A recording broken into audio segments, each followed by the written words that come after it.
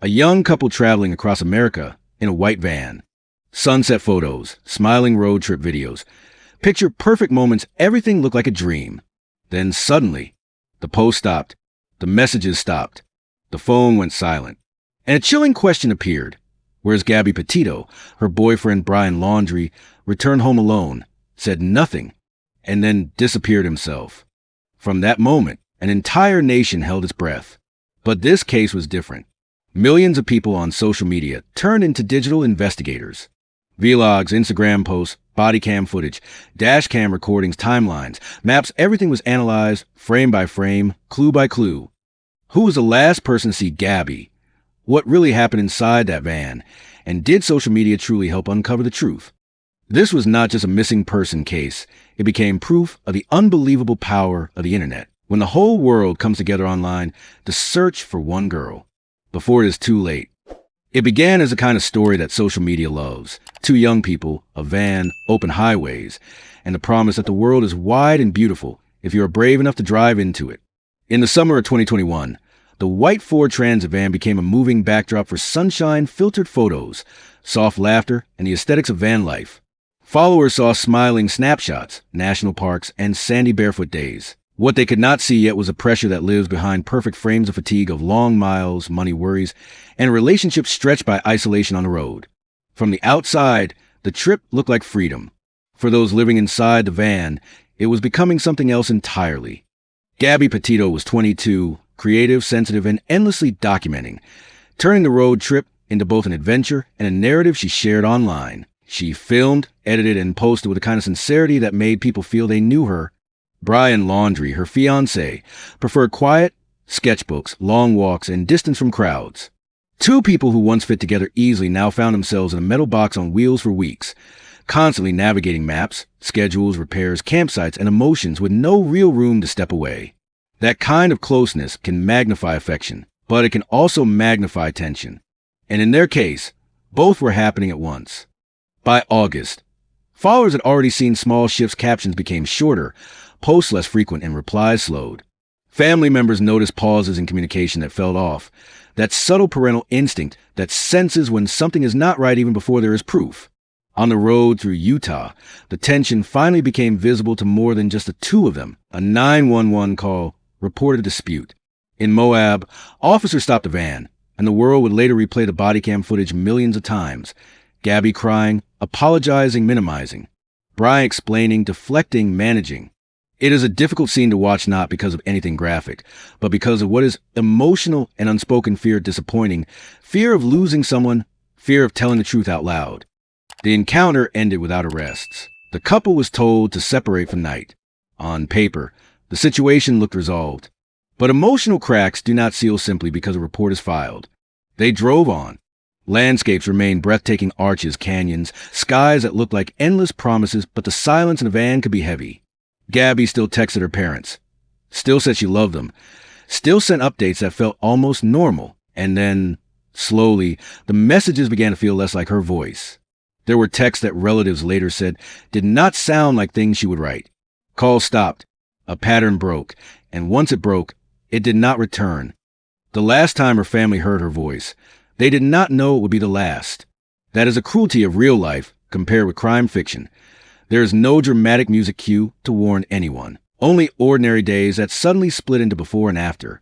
In early September, the shocking twist arrived. Brian returned to Florida, driving the van home alone. He said little. He did not publicly plead for help to find Gabby. Instead, silence spread like a fog. For Gabby's family, silence was not neutral. It was unbearable. They reported her missing. What had begun as a love story on the road was now a disappearance with a widening audience. The news did not spread slowly through newspapers or nightly TV in the old way. It exploded online. Friends, strangers, true crime communities, travel vloggers, people who had watched the couple's journey in real time turned concern into collective attention. Gabby's face filled timelines. Hashtags multiplied. Maps were drawn and redrawn by thousands of hands online. But in these first days, before anything was solved, the story sat in its rawest form. A young woman gone. The person closest to her refusing to answer questions. Two families caught in separate storms of grief, denial, and fear. This was the point where empathy met anger in the public. Empathy for Gabby, for her parents waiting by phones, refreshing screens, hoping for the simplest noise of ping, a call, a sign of life.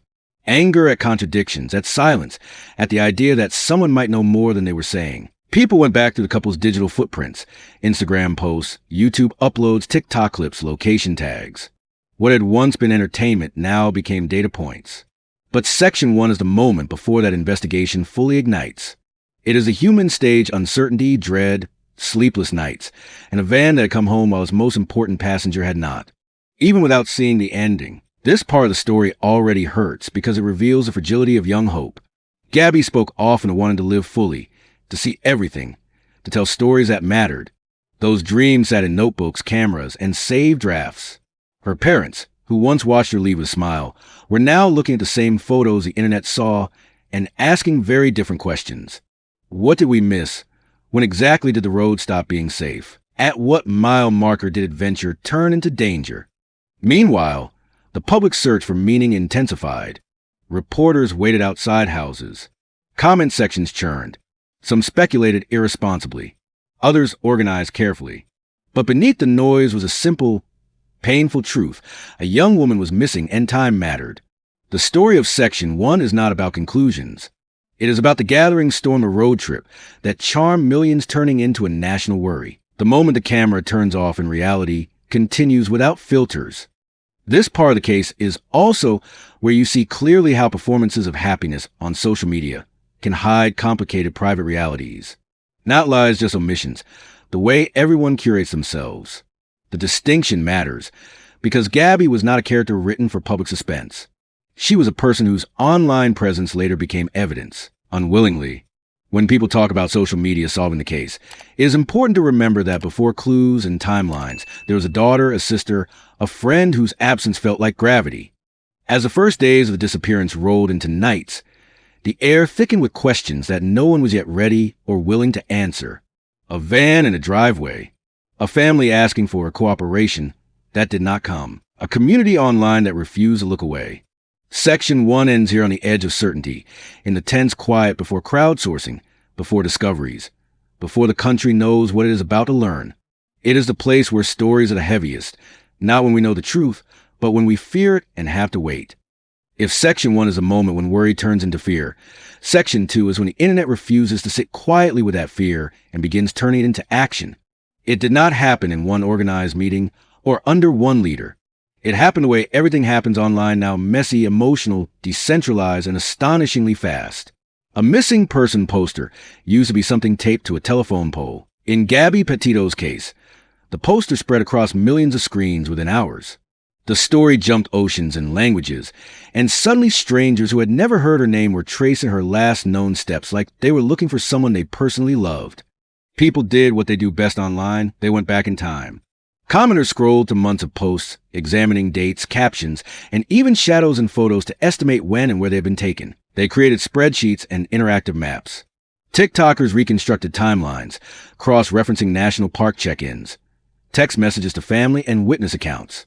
The couple's smiling images became puzzle pieces, and the internet was determined to see the whole picture. Some of this energy was noisy, even chaotic. But within that noise, real signals appeared. A key part of the digital trail was the police body cam footage from Moab. Once released, it did not just get watched. It got studied. People noticed details of shaking in Gabby's hands, the way she apologized for everything, the way she seemed to shrink when explaining herself. Others noticed Brian's tone, his calmness, his ability to narrate the story in a way that placed himself outside the problem. None of these observations alone solved anything. Yet they changed how millions of viewers emotionally understood the relationship. The footage became a mirror in which viewers projected their own experiences with control, conflict, or fear. Survivors of domestic arguments and emotional abuse wrote long comments saying, "I recognize that look. It was painful, but it also created empathy strong enough to keep the search alive."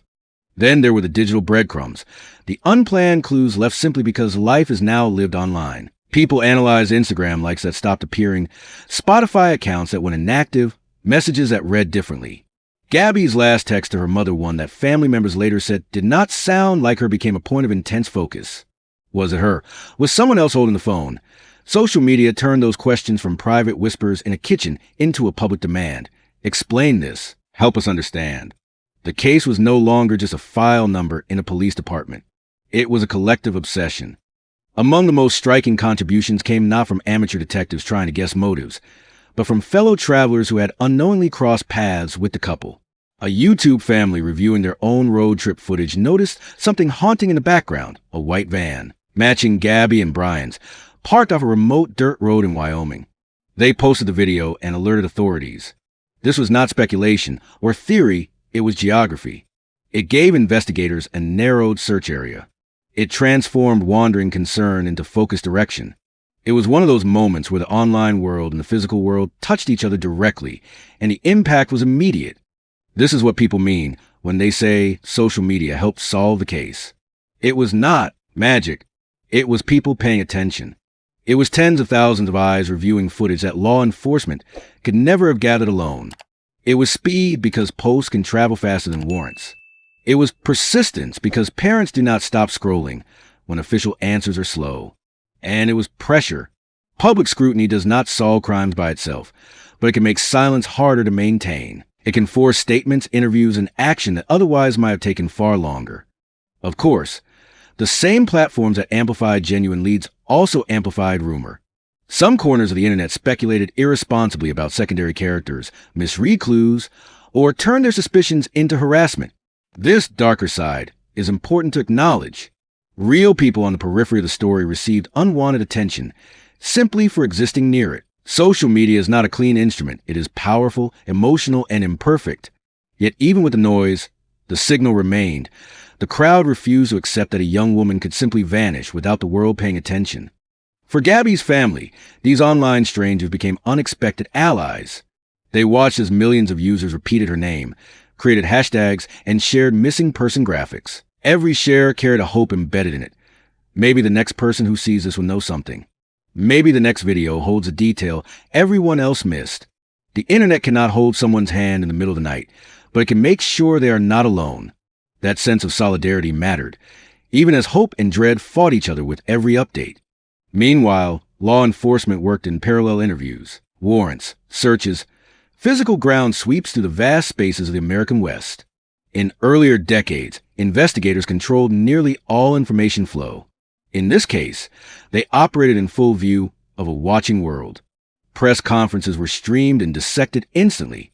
Statements were clipped and reposted within minutes. Every no comment echoed louder because millions of people were already talking. Authorities sometimes had to clarify not only facts, but also rumors born from misinterpreted posts. The investigation unfolded in a digital amphitheater. And at the center of that scrutiny sat one name, Brian Laundrie. He had returned home without Gabby and refused to speak publicly about where she was or what had happened. To many, silence felt like an answer by itself. Online anger hardened. Protesters stood outside the Laundrie family home holding signs. Comment sections filled with outrage. The internet had already concluded what the justice system had not formally declared. There is danger in that kind of speed, but it also reflected a very human response. When someone is missing, people expect the person who last saw them help find them. When that help does not come, suspicion fills the space. As timeline reconstructions proliferated, something else emerged: collective grief. People wrote messages as if speaking directly to Gabby. "We are looking for you. We won't stop." Strangers lit candles, printed shirts, made art. The story became a cultural moment because it intersected two modern experiences: the curated beauty of social media life and the vulnerability beneath it. Viewers were forced to confront an unsettling thought that the same platforms that show us filtered happiness can also become digital archives of someone's last days. By the time search teams focused on the Wyoming area where the van had been seen, the world was watching with held breath. It is here that Section 2 settles emotionally, not yet at the discovery, not yet at confirmation, but on the edge of it. A landscape of mountains and wide sky became the background for a very human question. Where is she? Online forums refreshed every minute. News alerts became the heartbeat of the case. Families, both Petitos and Laundries, live inside a storm that they could not mute or log out of, even for a moment. The power of social media in this phase was not only technical, it was moral. It demanded that the disappearance of a young woman mattered. It refused indifference. It amplified the pain of waiting and sharpened the public's expectations of accountability. But it also revealed a sobering reality: once a case enters the online arena, it never really leaves. Every photo stays, every theory echoes, every moment is replayed. There's devotion in that, but also permanence, and families carry both.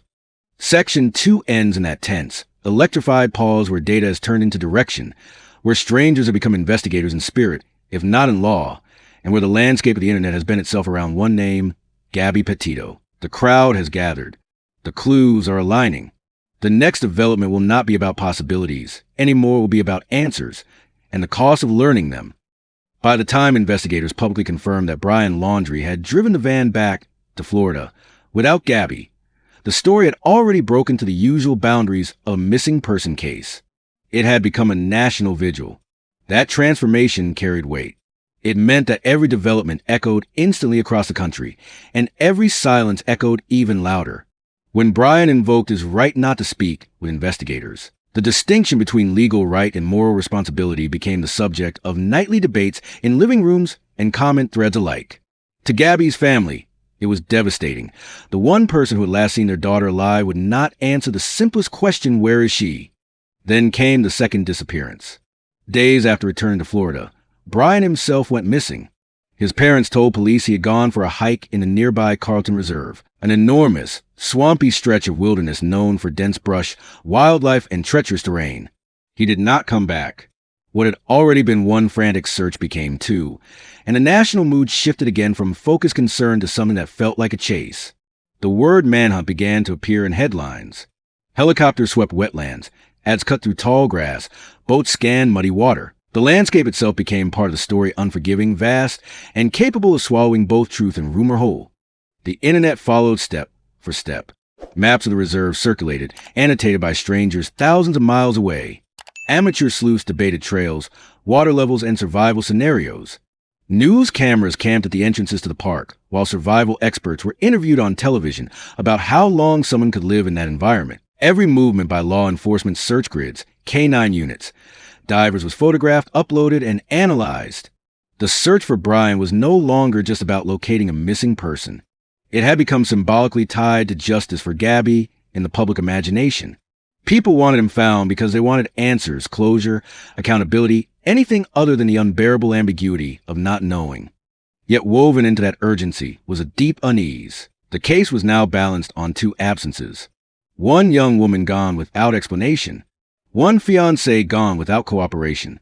Gabby's parents made emotional public appeals, their words breaking under the strain of uncertainty. They spoke to their daughter directly through cameras, saying they would not stop looking, asking anyone with information to come forward. Those pleas were replayed everywhere, turning private heartbreak into a national conscience. Viewers could see the exhaustion around their eyes, the sharpness of a grief that had not yet even reached its final shape. Meanwhile, the Laundrie family home became a physical flashpoint. Protesters gathered outside, holding signs, chanting, demanding answers. Some brought bullhorns. Others brought their own pain, projecting experiences of loss and domestic abuse onto the story unfolding before them. Police maintained a presence on the street, managing tensions that flared and cooled in cycles as new bits of information emerged. Social media amplified every small image: a cardboard sign in a yard, a car leaving a driveway, a delivery at the front door. Ordinary moments were assigned extraordinary meaning by an audience desperate to understand what had happened. The manhunt stretched across states, not just physically, but psychologically. Tips poured into hotlines. Sightings were reported from trails, rest stops, national parks. Some were sincere misunderstandings, others deliberate hoaxes. Still others born from the jittery energy of a nation watching too closely.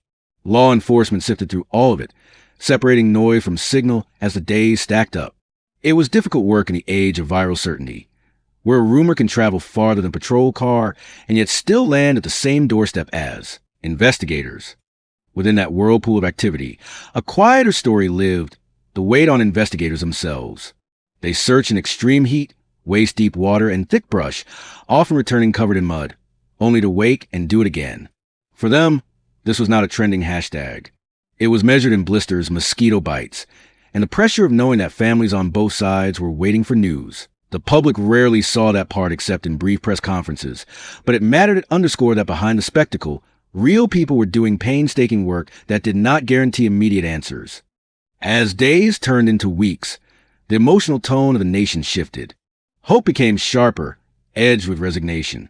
People spoke less about miraculous reunions and more about finding her and bringing her home, language that acknowledged grim possibilities without yet naming them. The search for Brian, too, took on a darker cast. Was he hiding? Was he lost? Was he alive at all? Each possibility carried a different implication, and each one deepened the sense that the story was sliding toward an ending nobody wanted but everyone expected. All the while, social media continued to function as both amplifier and archive. Users clipped timelines, recorded live streams from search locations, and posted breakdowns of law enforcement statements. Some creators spoke in calm, analytical tones. Others spoke through tears or anger. The speed of online conversation sometimes collided with the slower pace of verified information. Detectives must wait for warrants, autopsies, lab results. The internet does not. That tension revealed something important about modern cases. Public attention can be a powerful force for awareness, but it can also create pressure that distorts, assumes, or rushes ahead of facts. Yet the case remained rooted in something simple and profoundly human, the image of Gabby, laughing in sunlit videos, now missing from frame. People saw their daughters, sisters, friends in her. They saw the fragile boundary between curated happiness and private struggle. They saw how quickly a life can move from adventure to investigation. That recognition fueled the manhunt more than any single post or clue.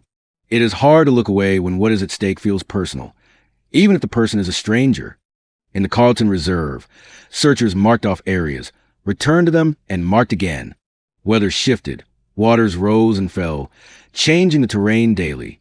For those following online, the reserve became a symbol of labyrinth where answers might be hidden just out of sight. For Gabby's family, every day without resolution stretched painfully. For Brian's family, a separate grief brewed. Their son was now missing, and their house had become the focus of national anger. Two families were suffering in different ways, often talked about as characters in a drama, rather than as human beings trying to survive an impossible situation. Eventually, the focus of nations settled into a steady, aching watchfulness. News anchors used phrases like developing story and breaking updates, but beneath the headlines was a simpler truth. Everyone was waiting for a discovery in Wyoming, waiting for movement in Florida, waiting for a statement that would pull the story into clearer shape. The manhunt had become more than a search for a person. It was a search for meaning in the face of something that felt senseless. Section 3 rests inside that weight. It is the point at which the country is fully engaged, law enforcement is fully mobilized, and the internet is fully awake. It is a phase where questions outnumber answers, where speculation competes with procedure, and where the human heart keeps asking the same thing no matter how many maps or theories it sees. What happened to Gabby? And why is the one person who might explain it now gone as well? The answers are near, but not here yet. For now, there is only the sound of helicopters over wetlands, reporters in raincoats, families holding photos, and a digital crowd that refuses to log off until the story turns from searching into finding. That turning point belongs to the next chapter. The turning point came not as a dramatic revelation, but as a quiet announcement from authorities searching the wide, rugged spaces of Wyoming. In the area near Spread Creek, where the white van had earlier been spotted in another family's YouTube footage, investigators discovered human remains. Even before the formal identification, many watching the case already felt the air change. Hope, which had been stubborn and resilient, bent under the weight of reality. When confirmation arrived that the remains were those of Gabby Petito, the nation went still. A missing person case had become a homicide investigation. A young woman who had set out to see America's beauty was not coming home. The landscape where she was found seemed painfully at odds with what had happened. Open sky, mountains in the distance, a place people travel to feel alive. The official autopsy concluded that Gabby died by homicide, specifically by strangulation. The words were clinical, but the meaning was devastating. They marked not just death, but violence. They drew a sharp line between accident and intent. For a family, there was no comfort in legal precision. There was only the confirmation of their worst fear. Public statements from them were soft, heartbroken, but also deeply dignified. They thanked searchers. They asked people to remember Gabby as more than a headline. They asked the world to treat her memory gently. The internet, which had followed every moment, now became a public memorial. Photos turned into tributes. Candles were lit not in one city, but everywhere. Messages poured in from strangers who felt they had come to know her through her videos and posts. There was anger to anger what had happened, at the brevity of her life, at a story that had moved from joy to tragedy with irreversible finality. Yet inside that anger, there was also grief that felt surprisingly intimate. People were not mourning a symbol. They were mourning a person whose smile they had seen, whose voice they had heard, whose dreams she had spoken into camera lenses that now felt unbearably silent. The question that had driven the case shifted once more. No longer where is Gabby, but what happened and why. And because of one absence that had haunted the case from the start, attention returned, inevitably, to Brian Laundrie. He was still missing, somewhere in or beyond the Carlton Reserve. The discovery of Gabby's remains deepened the urgency of the search for him, not simply as a missing hiker, not yet as an officially charged suspect in her death, but as the person most connected to the truth of those final days. Weeks of searching the swampy reserve came to a grim resolution. Human remains were located in an area that had previously been underwater, alongside personal items belonging to Brian, including a backpack and a notebook. Dental records confirmed the remains were his. His cause of death was later ruled a suicide by a self-inflicted gunshot wound. The notebook, recovered and examined by the FBI, contained writings in which Brian accepted responsibility for Gabby's death. That detail, publicly confirmed by investigators, brought a bitter clarity. It did not restore what had been lost. It did not undo the harm, but it closed a circle of uncertainty that had held two families and millions of onlookers in suspension. The end of the manhunt did not feel like victory. It felt like double tragedy. Two young lives were gone. Two families were left with grief that would not fade just because the investigation had concluded. There would be no trial, no courtroom narrative, no public cross-examination that might have pieced every moment together in exact order.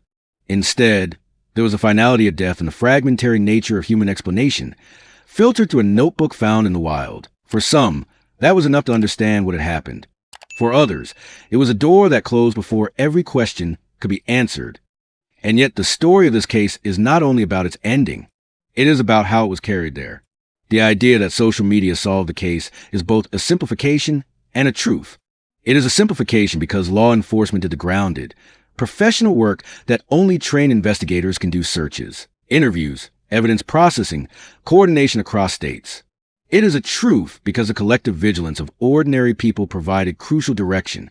The van spotted in YouTube footage, the rapid spread of awareness, the real-time analysis of post photos and locations. These did not replace police work. They accelerated it, illuminated it, and refused to let it stall in obscurity. The case revealed what it means to live in an age of digital witness. Lives are documented, sometimes beautifully, sometimes incompletely, and those digital traces can become part of the historical record whether we intend them to or not. In Gabby's case, the same platforms that once amplified her joy later amplified the search for her and, ultimately, the demand for accountability. Crowdsourcing did not just produce clues. It produced momentum. It made sure that the disappearance of a young woman did not slip unnoticed between other stories in a crowded news cycle. But the case also forced a hard conversation about the cost of that same attention. Rumors spread quickly. Innocent people were sometimes misidentified or harassed. Grief became public property, commented on, debated, sometimes exploited for views. The Petito family carried their loss not only privately but under relentless spotlight. The Laundrie family endured intense scrutiny, protest, and vilification, while also processing their own shock and mourning. The internet can be compassionate, and it can be merciless. Both truths existed side by side throughout the case. What remains after the headlines fade are the quieter legacies. The reminder that images online never tell an entire story. The recognition of warning signs that many survivors recognize in body cam footage and posts. The ongoing discussions about domestic violence, coercive control, and how easily they can hide behind smiling photographs. And the acknowledgement that crowdsourced attention can be powerful, but must be handled with responsibility, humility, and awareness that real lives hang in the balance. For many who followed the case, the final emotion was not just sorrow, but a tender kind of resolve. To remember Gabby is more than the worst thing that happened to her. She loved creating, traveling, and documenting small wonders. She mattered deeply to the people who knew her, long before the world did. The power of social media in this story did not only lie in finding answers. It also lies now in preserving memory, in saying her name with respect instead of curiosity, in listening when families of the missing say, "Please help us look." In the end, the case of Gabby Petito stands as a defining story of our time, not because of spectacle, but because it shows a collision of private love, public narrative tragedy, and a networked world that will not merely watch, but participate. It is a story about how strangers can become searchers, how digital traces can become maps, and how justice in the modern age is pursued not only by badges and warrants, but also by millions of people who refuse to scroll past a face and forget it. The answers we have now are painful, and the ones we will never have may be more painful still. Yet within the sorrow is a stark truth the case leaves behind. Attention can save time, pressure can move systems, and compassion, however imperfect online, can mobilize astonishing effort. For Gabby's family, no explanation is enough to balance the loss. For the public, the case lingers as both warning and call to look closer, to listen carefully, and to remember that behind every post is a real, complicated, irreplaceable human life.